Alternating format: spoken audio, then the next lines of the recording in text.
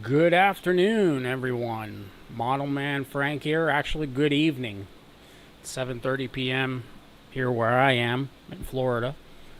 I don't and good afternoon to those of you that are on the West Coast that are out in California or places beyond that. Um, Model Man Frank here. I'm glad you were able to join in tonight. And if you're watching this on playback, make sure you hit the thumbs up button.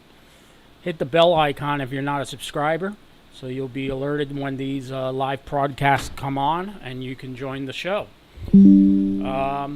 Tonight we are going to do two things. We are going to talk about the T-34. Now, here's the funny thing. It's the T-34 Mentor, not the T-34 tank that was built by Russia. Okay?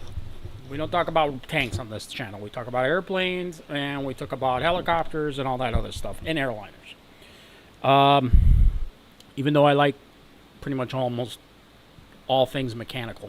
Sorry, there's a piece of glue stuck to my desk. So, T-34, it's kind of funny. You know, I posted a lot of videos. If you go to my shorts page and type in T-34, you'll see a bunch of different short clips and videos with music on them of the T-34, and one of those shorts, somebody asks in the comment section, isn't the T-34 a tank?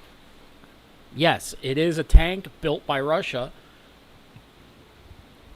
but the T-34 was also the Mentor built by Beechcraft, built after the Korean War for training purposes for the four branches of military, including Japan and other countries, to be able to use as a training aircraft and as a close air support aircraft.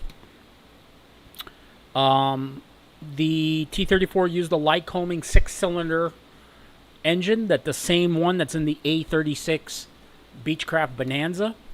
When the Beechcraft Bonanza was designed and built, it was built first, and it was built with the VT tail, or the V tail, and then of course it started gaining momentum as an airplane that had a lot of issues.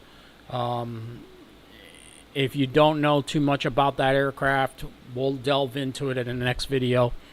But the T-30, the A-36, the V-36, and other derivatives of the Bonanza all came with a problem with the V-tail, that the tails were falling off and killing doctors and lawyers, and because that was the main customer of that aircraft. So the one that we're going to touch base a little bit today on the T-34 Mentor and the turbo version, which was the Turbo Mentor or the Super Mentor, and then we're going to talk a little bit about model airplanes, because this is what the channel's about, right? So, yes, you can build a T-34 Mentor. Yes, you can build Beechcraft A-36, the V-tail, or the straight up and down horizontal tail. So, the civilian aircraft was the first one to come out in the 50s. Later on, Beechcraft used the same fuselage, okay, the same wing, all the same components, except the fuselage was narrower. So now, instead of having your pilot and your co-pilot next to you in a four-place plane passenger seating, you had one right behind the other. And that's what made the aircrafts different. But if you looked at a T-34 Mentor and a Beechcraft Bonanza, you would see the same plane in the parts that were used. It kept, hey Norm, good morning, good evening, or good afternoon, wherever you're at. Welcome to the show. If you're looking at a T-34, you would actually see that the aircrafts shared many of the same components as the civilian version. Many, including, or not limited to, the landing gear. Actually, hold on a second. Let's get another one. I got a photo here that we're going to show you. And we're going to show this one here.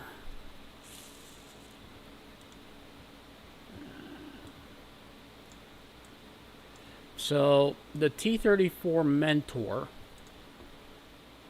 There we go. That's the T-34 Mentor. And this aircraft, as you can see, it stands out. If you look at an A36 or the V36, which was known as the V-tail version of the Bonanza, the Bonanza with the V-tail had the same tail. What they did is they took one tail and just made one single tail modification. This aircraft came with a number of components that shared the same traits. So it had the 32-foot wingspan. It was 25 feet in length for the fuselage. Okay. The width of the fuselage was not the same. Of course, it went to a single dual seat capacity on it. The height of the aircraft was the same at 9 feet 6 inches. That was up to the canopy, but some were actually shorter. So the same components on the T-34 Mentor and the Beechcraft Bonanza were the landing gear, the wing structure, the motor, the firewall, the tail. But the fuselage itself, instead of sitting one next to the other, you were one behind the other. So a student would be in the back, or some cases would be in the front, and your instructor would be in the tail, or in some cases be in the front. Maximum speed on the aircraft was 155 knots. Service ceiling was 20,000 feet. That was because you were on oxygen. You could do that with the Bonanza. You were able to do that on the Bonanza.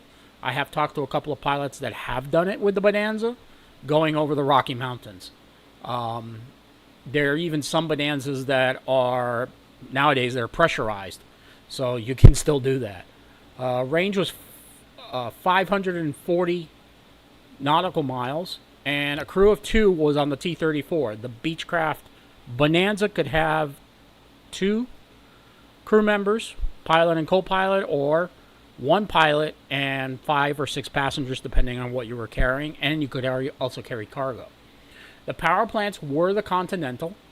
It was a 225 horsepower Continental, or you could use the Lycoming, depending on which engine you wanted. Some of the new ones are coming out with Lycoming engines in them. You also had a 3-bladed, 4-bladed, or a single-bladed prop, depending on what type of, application you were using on the plane. But yes, the T-34, I'm going to show you a kind of a pretty good picture of what the fuselage looked like. I'm going to kind of shrink this photo down so you can actually see this.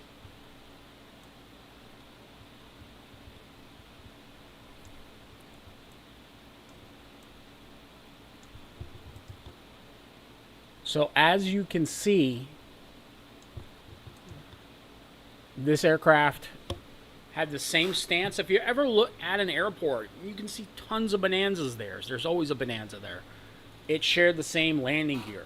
Also, the Bonanza and the Baron had the same landing gear, actually. Not the nose gear, but the main gear was the same. You also had the Twin Bonanza, which shared also the same wing structure and tail structure. This plane was very versatile. It flew all the way up until the 2002 time, and then later on they were replaced by the new Pilatus PC-9/AT6 Texan II, which Pilatus built in large numbers first before selling the idea or selling the framework to Lockheed so they could use it to compete into the next market, and Lockheed could actually take over the building of the aircraft. So Beechcraft, Textron was part of the whole deal, but they started building the Textron. Beech, Textron, Lockheed built the new Texan 2. So as you can see, that if you were looking at a Bonanza, you would see that the tail structure on a V-tail Bonanza is the same. You would actually look, if you looked at the aircraft and just imagine you would have two seats side by side. This one has the single seat. Landing gear, main gear, nose gear, and tails, control surfaces were all the same. I'm going to show you guys some of the color schemes. So if you ever wonder where I get all this information is, I get a lot of this information from books. Books are a raw source of information. You want to have books in your library. You do not want to get all your stuff from digital. Digital formats can be changed and manipulated, and we all know it's happened before. We just don't want that happening. So if you have books in your library, or if you have books and you want to pass them on to younger generations, go to used bookstores, offer to sell your used books. Or if you ever are in a used bookstore, look for the books. Look for aviation books. I go into the used bookstores or antique stores, and I always look for books. I find so many books. As a matter of fact, next week we're going to talk about some of the books that I found in our quest for knowledge, and we're going to be going in a little bit deeper into the model airplane world on some of the projects that I'm working on here in the shop, as we delve more into this beautiful thing of history and aviation together. So the T-34, the Mentor, was made in the Super Mentor stage. Now the Y model, let me bring up that photo of the Y model.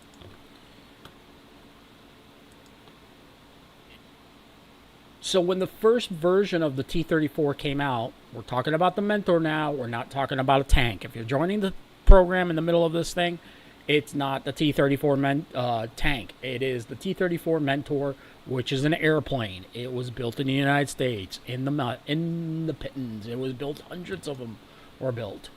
I just have to make sure that people know that, you know? Because it's just so funny how some people come out and say, wasn't the T-34 a tank? I mean, I know it was a tank, but it's not a tank. It's not a Russian tank. It's an airplane. So here's the Model 45 when it first showed up, when it did its first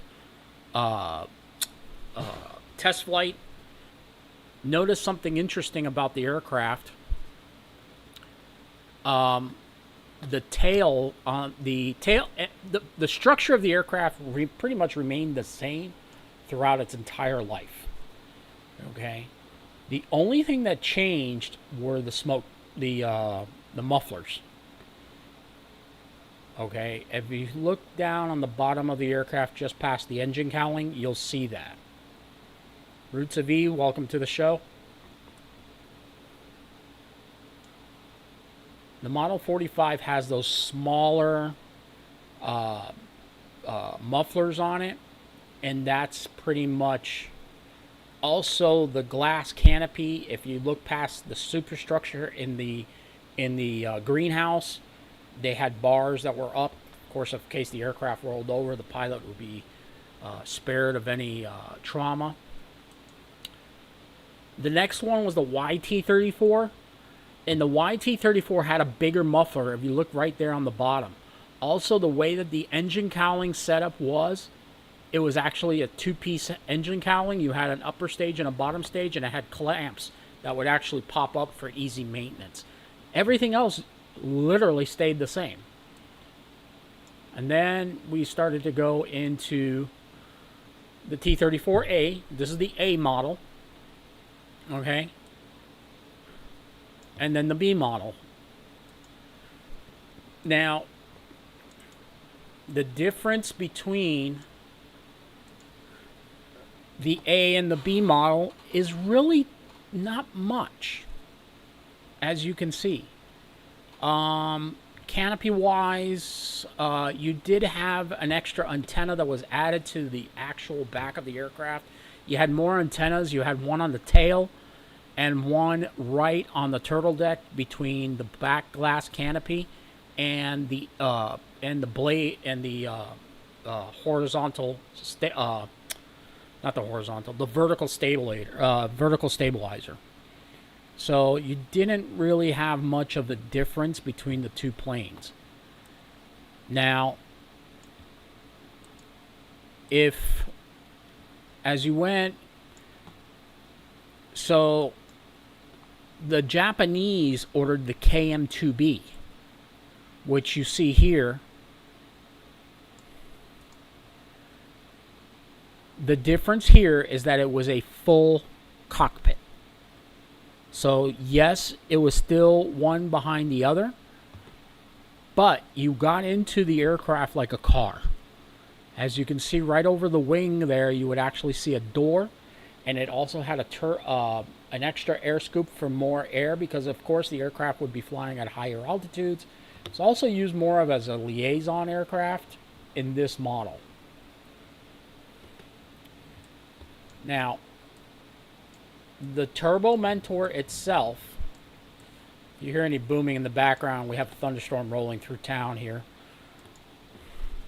The Turbo Mentor had a PT6 engine in it. And they started coming out with those in the later 1970s into the 1980s. There were a lot of problems with this. The aircraft was not designed to hold such a large aircraft. A lot of the fuselages were cracking up, or the engine was problematic. A lot of them crashed. The tail also changed in the last AT-34 variation. You had the C model, T-34, which came out with the turboprop. And then the last variation was the AT, which was the attack version. Came with wing tanks, okay? And you had that muffler stack that came to the bottom. This one had also hard points attached to it on the bottom of the wing, and you could use it in the attack role. This aircraft mostly ended up with Argentina, Chile, a lot of South American countries, Guatemala, other countries as well, in Africa and overseas ended up with this aircraft. Now, as we were going into the 1970s and actually into the build-up in the 1980s with Reagan, Beechcraft decided, hey, let's try and make a jet version. It never happened. Actually, I don't think it even got off the ground. I couldn't find any pictures of the actual aircraft, but you can see, let me see if I bring up all of these so you can see them. I'm going to actually show you the jet version here.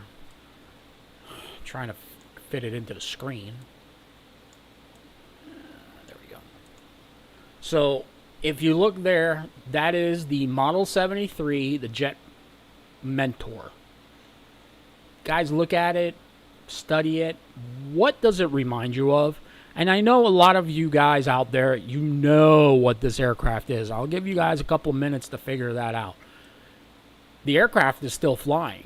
I mean, if you, the one that looks like this. I mean, the Mentor, the Jet Mentor, I don't think it even flew. I mean, I don't even think they've made it. I know they did build a pre-production model, but I don't think it actually made it. It didn't even win a contract. You can tell a couple of things are brought over from other aircraft. Number one, the canopy. The wing is the same. They didn't change the wing. The intakes, you can see the intake. The single engine in the back. The tail also is the same.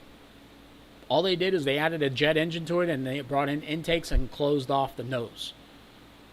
The plane just didn't do well in into the jet version, and it just, the Air Force wanted to go someplace else with it. You know, they wanted a little bit faster airplane. That's why they brought in the, but yeah, there was a jet model made. Those were all the ranges of the aircraft built at that time.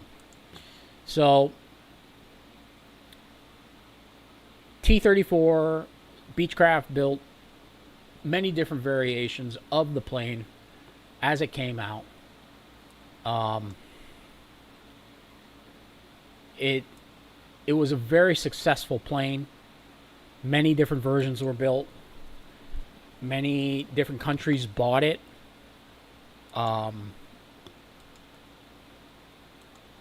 Here are some of the different color schemes that were brought in.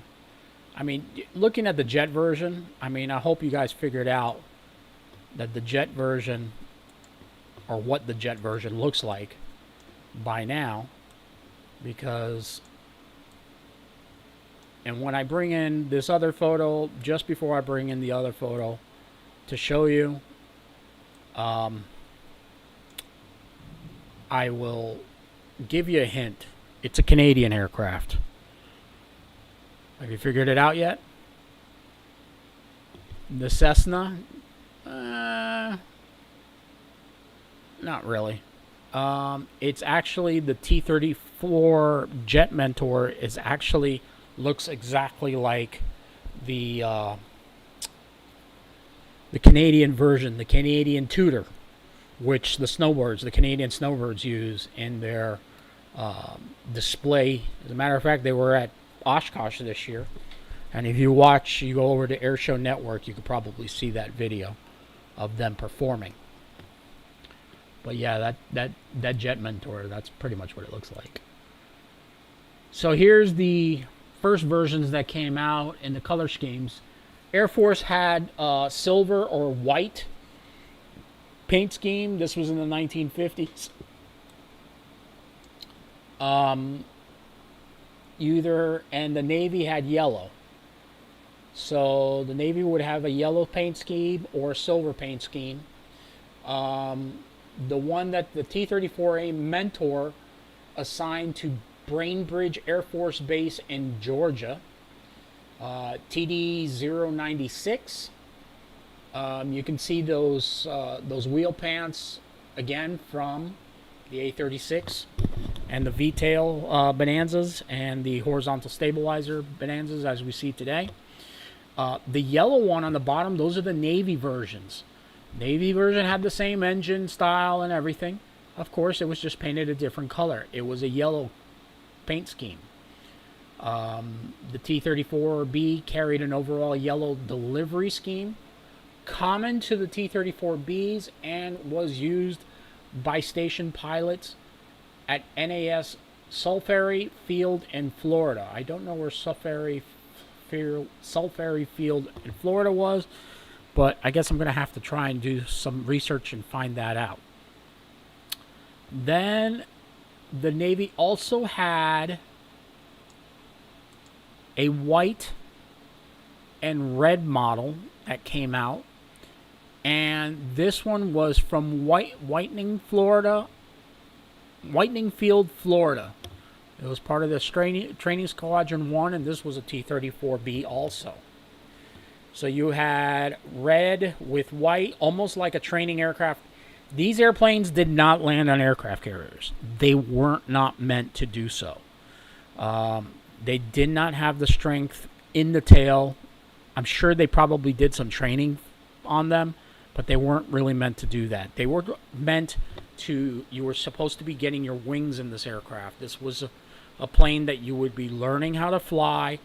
You would be doing the baby steps. You would be going through learning your procedures for landing and takeoff, stall characteristics, spin control, loops, rolls, basically going through the steps to make sure that you were getting mesmerized, and getting memory input of what the airplane felt like. This thing flew just as close to a fighter plane. If you were in the Navy and you were learning on this plane after you graduated from this aircraft, you moved into either a T-2 Buckeye, okay, which was a carrier-based aircraft, or you moved into, in the Air Force, you would move, not the T-2 Buckeye, you would move into the T-37, which was the Dragonfly, the Cessna version. So, Air Force, you would learn in the T-34 first, and then you would go into the T-37 Buckeye, and you would learn jet characteristics, and then you would progress on that way. In the Navy version, the T-34B or A models were this model here, and then after you graduated from this aircraft, you went into the T-2 Buckeye, which was a twin-engine trainer, and it was carrier-based. You would actually start learning, and you would start transitioning into learning carrier procedures on landing and things like that. And then eventually you would probably down. Now, when this aircraft came out in the 1950s, you were also going from this aircraft, also you would probably go to a T-28 Trojan. So you would get a little bit more speed. And a Trojan is a lot bigger aircraft than this is. You got more engine, more horsepower, and the aircraft acted more like a Mustang. So you got more speed out of it. This one you would train first in the T-34, then the T-28, then later on you would go into a jet aircraft like the T-2 Buckeye or one of the other trainers. So, moving on down, the Japanese versions of this aircraft. These are the two Japanese versions. You had a bubble canopy that came out, and then you see that liaison model right below it. Right below that liaison model there, you would have the liaison model that had a side door. It was a... I've never seen one actually flying in the United States. This one, the liaison aircraft of the Japanese Ground Self-Defense Force, okay, which it still operates. Some of the T-34s, or as they're known there as the Fuji. The Fuji model was the one with a door. So Beechcraft would ship the frames or ship the aircraft pre-built, and then Fuji would actually end up modifying the aircraft, putting their own engine in the aircraft, and putting their own electronics in the plane. But you can tell, looking at the planes, they weren't too different. Just the canopy layout and the way that the pilot would get inside. So then we went into the turboprop versions, which came out also. Let me get you a turboprop version here.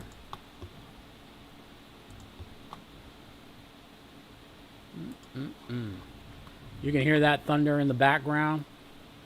It is rumbling here. I guess we have a little bit of thunderstorm definitely brewing outside. Let's see. Let me see if I can squeeze this. Now the turbo version comes into play. And as you're looking at it, you can actually see the Navy versions were a little bit... you had the white top, gold middle, gray bottom. This is the T-34C of TAW Carrier Special Markings to celebrate the 50th anniversary of naval aviation. We were already 50 years into naval aviation for this with this aircraft. The one below it was a T-34C Mentor of the Indonesian Air Force. So Indonesia actually used them. They had hard points on this plane. This was really an attack aircraft. The Indonesian Air Force used it as an attack aircraft for guerrilla warfare and such like that. They also didn't really have too many issues with the plane, so they really used it to its full potential.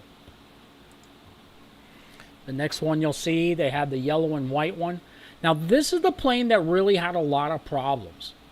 Okay, the very first models that came out were piston driven. The aircraft was designed as a piston powered aircraft.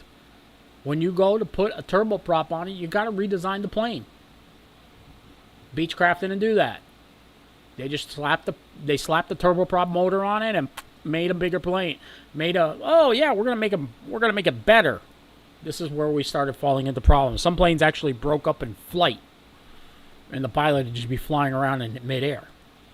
The motors would fly off. The wings would snap off. Some would even have engine trouble. You know, this plane did not have an ejection seat. You just rolled the canopy back and you jumped out. If you look at the pilot sitting behind, you would actually, you would see the parachute on it. The yellow and white one, Navy experiment with 2 special marking schemes for the T-34C, labeling them a prototype of the A and B model. This one down below it is the Chinese one, flown by the Taiwanese Air Force. That's free China, not communist China. Let's make the distinction there.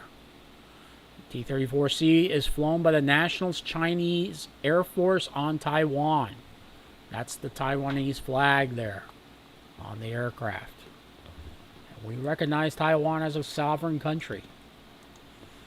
The next one I'm going to show you at the bottom of the page is the T-34C. Navy are also used as light attack role. This was a Navy version of the aircraft. You could see the flag ordained on the back of the aircraft. It was the Armada version. A lot of these older overseas warbirds have become, these airplanes have become inexpensive warbird aircraft. They're cheap to buy, and when they became warbird aircraft, you had to do a lot of different modifications to the plane to bring it up to spec, because a lot of guys were going out and doing dips and rolls with the plane, and they ended up crashing the plane. Some pilots actually died, but it was a cheap plane to use. You could buy one used on the market back in the 1980s for as low as 50 grand. You know, considering Cessna 152 back in the 1980s. Excuse me. Pardon me, a little dry-throated there. T-34s were coming out on the market, so Cessna 152 would probably go for about $10,000. Sometimes you had them for less than that. $50,000 for a warbird is a pretty good deal if you didn't want to pay $100,000 for a P-51 or a Corsair. This was a good plane to learn how to fly and how to own a warbird, and that's what a lot of pilots did. They got into one of these airplanes. I'm going to show you my last video on this subject.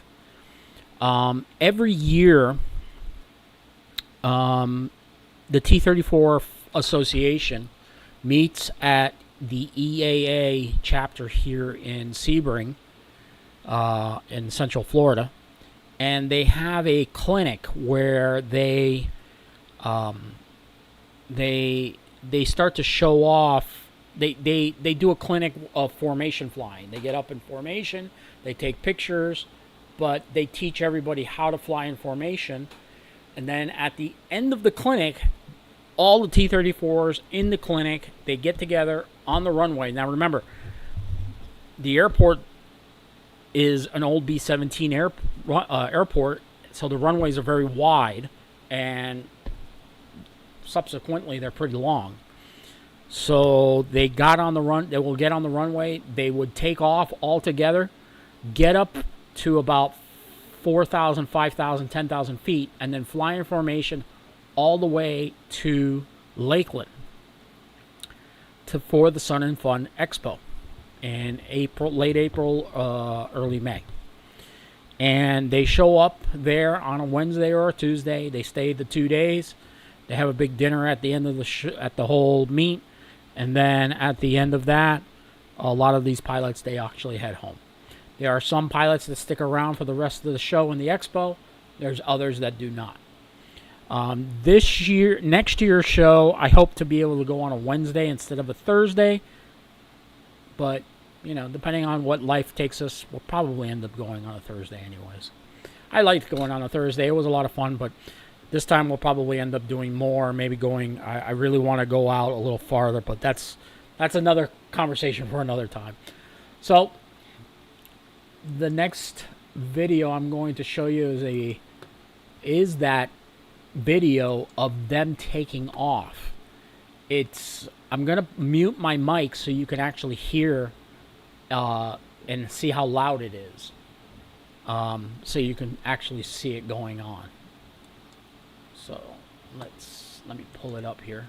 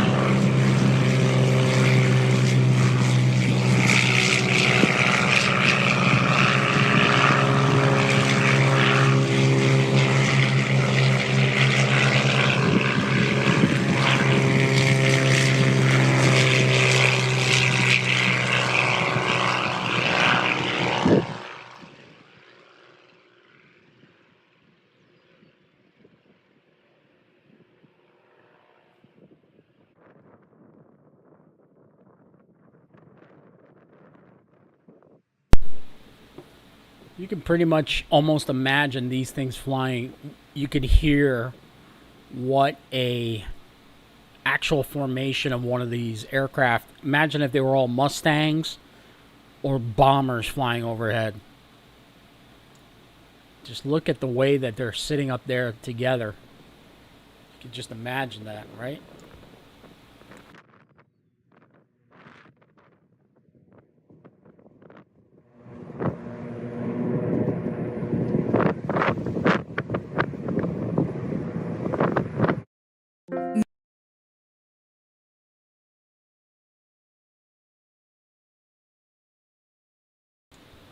All right, so you got to see that whole video in its entirety. And yeah, I mean, something really interesting about the T-34 when you're so I got that video from my selection of videos. I will put a link in the description box below so you can find that video on my page and you can watch the whole thing in its entirety. And I'll put a couple of links to some of the shorts of different videos that I have shot of the T-34s, especially during that clinic. This aircraft, so there's an area where the battery box, where the actual battery box is, or where the hookup, on one of the sides. My memory remembering working at the airport and fueling these aircraft. Some of them actually had a regular cap that you would flip up the tab and then open the cap to open the thing. But some of them had the original screw-on caps So you would actually have to take the flathead and actually unscrew the cap. And on the side of the aircraft where it would be like either the oil dipstick or the battery or some sort of service board, you'd open that door up, and a lot of pilots would just put their tools in there. So, but that's it for the T-34. Mentor, trainer, built in the U.S. by Beechcraft, not a Russian aircraft, not a Russian tank. Last week we spoke about 13th Squadron, and I put a link in the description of that video. I will try and put a link in the description box below so you can follow it. If you want to get into the building of foamboard airplanes, and I downloaded some video. I downloaded parts, and I think next week what we'll do is we'll have a video on how I get the card stock and how I do the printouts and everything like that, and do a live video on that. I think it'll be a little long, but at least we can have a little fun doing that. So please, if you're going to watch the video next week, stay. I'll make sure to hype it up so you guys can see what we're going to be doing, and I'll put a video together. We'll do a live session on how we do the model airplane, templates and everything like that. So last week I was showing you guys the fuselage of the F6F Hellcat that I'm building. I know some of you guys know what the Hellcat is. For those of you that do not, this is a model of the Hellcat. This is the Matchbox model. They don't even make this model anymore. It's die cast, but this is basically what I'm building in an RC version. I've always wanted to build one. Problem is, back in the day, I didn't have the time or the patience to build one of the fiberglass ones that were gas powered. I didn't have the money for the motors. Now electric motors are out. Everything's getting a lot smaller. The batteries are tinier. And I wanted to really build an electric model of it. So I went looking around, looking for one. A lot of the RC stuff that's out there that's already pre-foam fabricated. Every RC model out there that comes with everything included, that are ARFs, almost ready to fly. They're between $300 to $400, $500 to $600. I don't have that type of money. For those guys that do, you want to go and spend the money to go and buy a F6F Hellcat, you can go over to Horizon Hobbies, Hobby King, or Motion RC, and I'm sure they have a model of that aircraft. But if you want to go the cheaper route, you can go over to 13th Squadron, father and son team that have put their great website together. My only gripe is that the father and son didn't put out videos on how to build the planes. So you have to have some knowledge of how to build a plane and how to work with foamboard. The foamboard that they're using is a little bit more expensive. It's sold by Flight Test, and for a box of it, they sell it to you for $50-$60. But if you want to go the cheaper route, you can go to Office Max, Office Depot. Hobby Lobby sells the big, huge foam boards. It's a little bit harder stock, especially if you want to make it with a harder put together. This one's a little bit of a harder stock. I got this one from Hobby Lobby. It's like $5 for a huge sheet, and it'll last you a pretty long time. This is good for like the horizontal and vertical stabilizers. And then if you go to like Dollar Store, Dollar Tree, Dollar General, what else? Below 5. Any of these dollar stores, and they'll sell you the cheap stuff, which is more flexible, and it actually peels off. So, and then you can cover it up yourself, or you can glue the paper back on, and Now for glue, I use hot glue gun or this stuff. Let me put it around. Mod Podge. This is great. It's an outdoor glue. It's It's water soluble, so it's easy to clean. I use it a lot for a lot of the stuff that I do, especially with the foam board airplanes and my, sorry about that, I hit the mic, and also the puss moth. As you see the puss moth behind me, it's upside down right now being worked on, getting ready for its first flight. Here is, so when you're building this plane, now I'm going to tell you what happened. I started building, I hadn't built the wing yet. This is the wing. I had shown you guys last week the fuselage to the plane. Here's the skeletal structure of fuselage number 2. The reason I started with fuselage number 2 is because I got as far as putting the skin on, which was my big mistake. I took the fuselage and broke it in half, and I said, let me start from the beginning and do it the proper way. You want to, when you're downloading the plans, you want to make sure you get all the plans, you tape them together the way they're supposed to, and I'll go through this. I may actually build another one of these and actually make a video on how to build the thing, because on 13 Squadron, thank you, father and son, for putting the videos together, putting your knowledge inputting in it, and allowing us to have the plans and sharing the plans with us for free.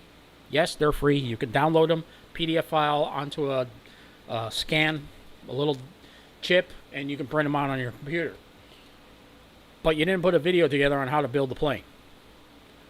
So I think what I'll do is I will make a video so you guys can see how the plane's put together. But first I want to build my first one and get it flying. So what I did is I downloaded the plans. I printed out the plans. It's about 30 pages. If you do it, you got to figure out which one it is and then print them out properly. They're black and white. It's pretty easy. If you've built the foam board aircraft, you got to build the superstructure, the skeletal structure first, and then you got your skin that you fly over it. I glued the doublers up. Now it's a pretty strong fuselage. You build you cut out your ribs first, and then you glue your box structure, which is your tunnel project, and then everything goes up over this. It makes the plane a little bit more solid. You got the tail. Yes, that's how big the tail is on an F6F Hellcat. It is true to scale. I mean, if you want to look at the model, the scale model, look how big the tail is. You can just imagine. So, what you want to do is you want to build the fuselage and leave it as a skeletal project first. Then you want to put your wings together. Before you put the skin on, you want to build your wings. Put your wings together with the, all the pieces that need to go on it. You build that. And then, before you start wiring your aircraft up, what we're going to do next, we're going to glue this and mat it to the fuselage, which I'll do tomorrow. I'm not going to do it today, and on the next video I'll actually build one where we do that. Just show you what this looks like. As you can see, it'll have a complete interior, and then you can wire it all up. And then once it's put together, you can start skinning it, putting the skin on, making it look like a real plane. And I'm sure as it gets weight and gains weight, it'll feel a lot more purposeful. Motor size, I don't know. I've got a couple motors here. They asked for a 1260 kV, which is the Power Pack C that Flight Test Forum or Flight Test Store offers. You can buy their motor, or you can go on Amazon and buy your own motor. I've got a couple of motors here from planes that were at the model airplane field that crashed and met a horrible fate, and I picked up their guts, to say, and I'm using those. So that's what's going on here in the shop. That's what I've been working on. I've got two other ones that I printed out already. I've got a MiG-3 from Flight Test Forum, which I'll probably end up building next. And then a P-51 Mustang, which I really do want to build. And the way they have it, I've got a book that I want to share with you guys next week. Actually, I'll show it to you now.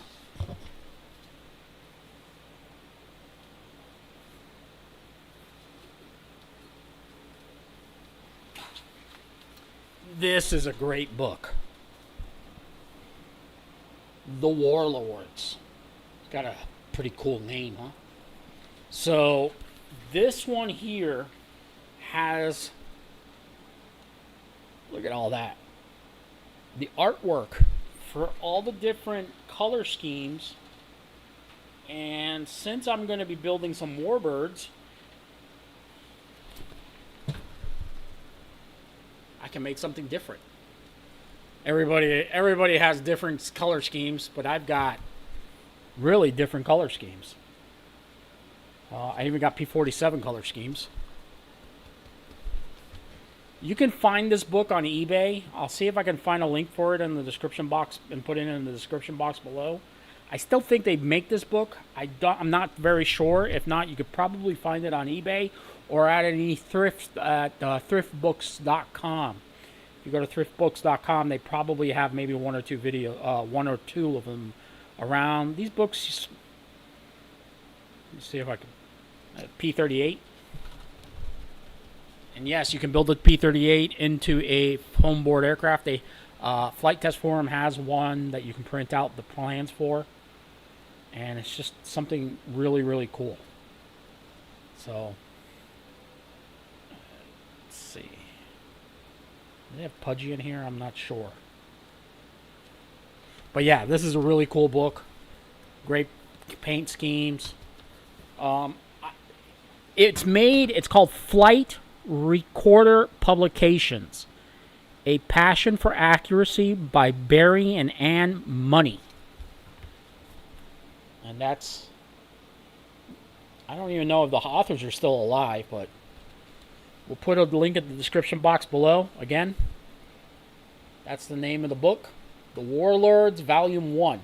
I don't know if they made a Volume 2, but it's about the U.S. Air Force fighter colors of World War II. And man, does it show some of the fighter colors. It even shows the artwork for the aircraft, too. So I'll put a link in the description box below, and you can check it out.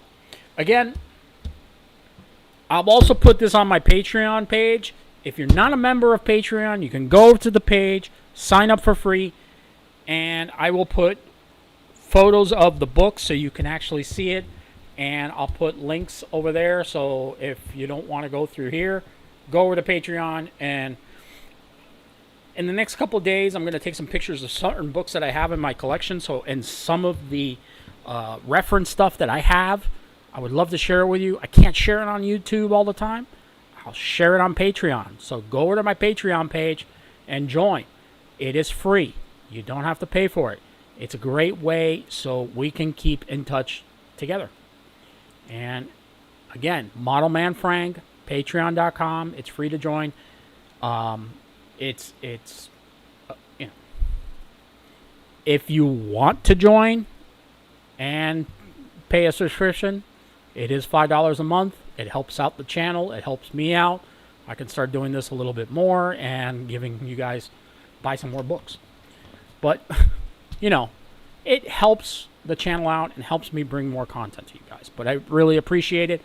To everybody that's joined in the past couple of months, I really appreciate you following us and commenting on the videos. I see some comments. I see comments from China, Japan. I think I saw a comment the other day from Indonesia. The guy was commenting on the 747. You know, it's really, really great that you guys are leaving the comments. Some of the Ukrainian comments are pretty interesting, especially on the AN-225, the Myra, or Mira. I don't know how you pronounce it correctly. Maybe some of you guys will actually send me the proper pronunciation on it. The T-25, the AN-225 was built and bankrolled by the USSR/Russians. The Russian United, the USSR was Russia, also known as Russia. It wasn't always known as USSR. Back in the 80s, we knew it as Russia. Somebody told me, oh, you got to be careful with that. I'm like, why do I have to be careful? It's Russia. We all knew it as Russia. You know, hammer and sickle time.